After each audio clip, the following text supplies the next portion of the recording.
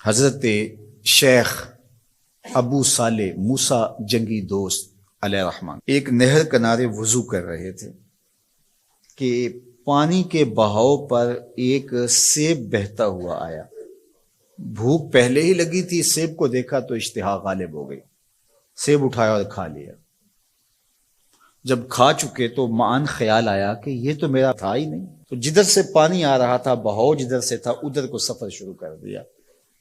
تھوڑی دیر چلنے کے بعد دیکھا کہ ایک باغ ہے اور اس میں سیب کے درخت ہیں اور اس کی شاخیں پانی کی طرف جھکی ہوئی ہیں۔ مالک باغ کے پاس گئے، کہا کہ آپ کے باغ کا کوئی ٹوٹا ہوا سیب اور میں کھا بیٹھا ہوں، تو اس کی قیمت مجھ سے لے لیجئے یا مجھے معاف کر دیجئے۔ تو مالک باغ کا نام تھا عبداللہ صومعی، اور وہ بھی زاہد، نیک اور پارسا تھے۔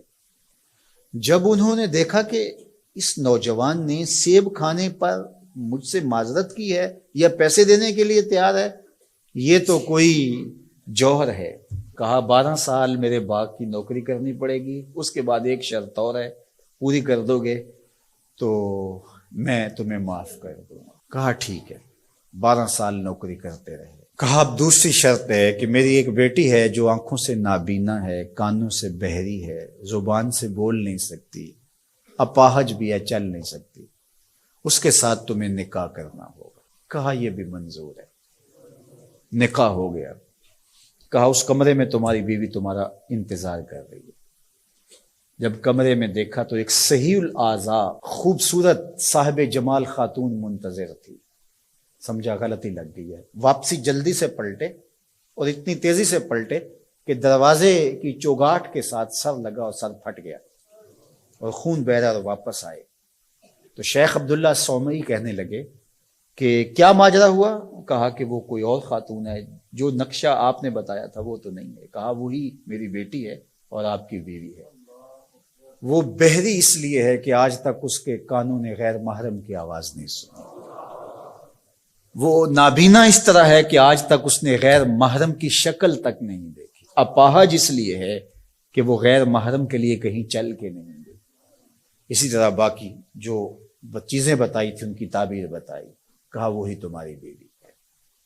عبداللہ صومعی کی اس بیٹی جس کا نام ام الخیر تھا اور شیخ ابو صالح موسیٰ جنگی دوست کی بیوی،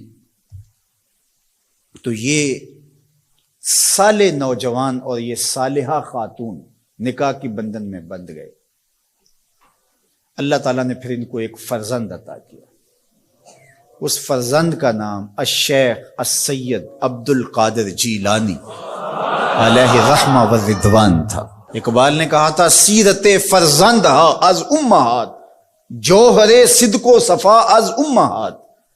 بیٹوں کی بیٹیوں کی سیرتوں کا جوہر ماؤں سے ہوتا ہے۔ باپ کا رزق حلال اولاد پہ اثر انداز ہوتا ہے۔ رزق حلال اگر آپ کی زندگی میں شامل ہو جائے تو پھر اس کا عملی نتیجہ یہ ہے کہ ایک صالح معاشرت کی بنیاد پڑتی ہے اور آپ صالح معاشرت کے ایک بہترین فرد ہوتے ہیں۔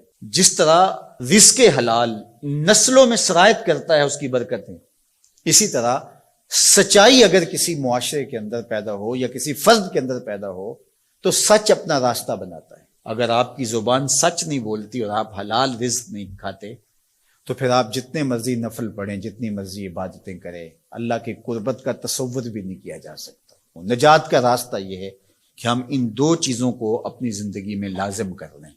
اور آج چونکہ 11 ربیع الثانی ہے اور پوری دنیا کے اوپر حضرت شیخ عبد القادر جیلانی علیہ رحمہ و رضوان کا یوم منایا جاتا ہے، اور چونکہ وہ 11 تاریخ کو لوگوں کو جمع کر کے دین سکھایا کرتے تھے، اور ملا علی قاری نے نزہۃ الخاطر الفاطر فی مناقب شیخ عبد القادر میں لکھا ہے کہ آپ کے خطبے میں اجتماع 70 ہزار لوگوں کا ہوتا تھا، اور یہ ہر 11 کو کیا کرتے تھے۔ اس وجہ سے اپنی سہولت کے لیے جس طرح ہم مقرر کوئی دن کر لیتے ہیں کہ ہر پیر کو محفل ہوگی، ہم مقرر کرتے ہیں ہر ماہ کی 1 تاریخ کو محفل ہوگی، تو انہوں نے یہ دن مقرر کیا تھا۔ اور اس دن میں جب لوگ دور دور سے آتے، بغداد کے بھی بابو شیخ پہ لوگ جمع ہوتے اور باقی شہروں سے بھی لوگ اس دن آتے کہ چلو آپ کا آواز سنیں گے، تو آنے والوں کو کھانا بھی کھلایا جاتا، کیونکہ حضرت شیخ فرماتے ہیں کہ آدھا فقر بھوکوں کو کھانا کھلانا اور ننگوں کو لباس پہنانا ہے. تو جب جو لوگ آتے تھے تو ان کو کھانا بھی کھلایا جاتا. اب لوگوں کو صرف کھانا یاد رہ گیا ہے، اور جو واز کیا کرتے تھے، جو اس اجتماع کی روح تھی جس کے لیے سارے لوگ آتے تھے، وہ ہم نے بھلا دیا. تو ہم عمومی طور پہ رسم پرست ہو جاتے ہیں، روحیں ہم سے رخصت ہو جاتی ہیں. جو بھی چیزیں ہوتی ہیں ان کی روحیں ختم ہو جاتی ہیں اور ان کی رسمیں باقی رہ جاتی ہیں. اور یہ ہمارا المیہ ہے شروع سے، بلکہ اقبال نے کہا کہ پورا دین ہی جو ہے وہ ہم نے رسم رکھ لیا ہوا ہے، اس کی روحیں ہم سے رخصت ہو گئی ہے. رہ گئی رسم ازاں روح بلالی نہ رہی، فلسفہ رہ گیا تلقین غزالی نہ رہی. مسجد مرثیہ خواہ ہے کہ نمازی نہ رہے، یعنی صاحب اوصاف وہ حجازی نہ رہے. حضور نے ارشاد فرمایا لا یبق من الاسلام الا اسمہ ولا یبق من القرآن الا رسمہ مساجدہم عامرۃ وہی خراب من الہدی. ایک وقت آئے گا کہ قرآن صرف رسم کے طور پہ باقی رہ جائے گا، اور جو ہے وہ اسلام کا صرف نام باقی رہ جائے گا. مسجدیں زیب و زینت کے لحاظ سے تو آباد ہوں گی، بڑے اونچے اونچے مینار ہوں گے، گنبد اچھے ہوں گے، قالین اچھے بچھے ہوں گے، دیواریں منقش ہوں گی، یہ سب کچھ تو ہوگا، لیکن نمازیوں سے خالی ہو جائیں گے، ہدایت کے نور سے خالی ہو جائیں گے. تو آج یہی ماجرا ہے کہ ہر چیز کی رسم باقی رہ گئی ہے. رسول اللہ صلی اللہ علیہ وسلم نے فرمایا کہ ایمان کی 60 سے کچھ اوپر شاخیں ہیں، اور حیا شرم بھی ایمان کی ایک شاخ ہے. لوگوں نے پوچھا یا رسول اللہ صلی اللہ علیہ وسلم کون سا اسلام افضل ہے؟ تو نبی کریم صلی اللہ علیہ وسلم نے فرمایا وہ جس کے ماننے والے مسلمانوں کی زبان اور ہاتھ سے سارے مسلمان سلامتی میں رہیں.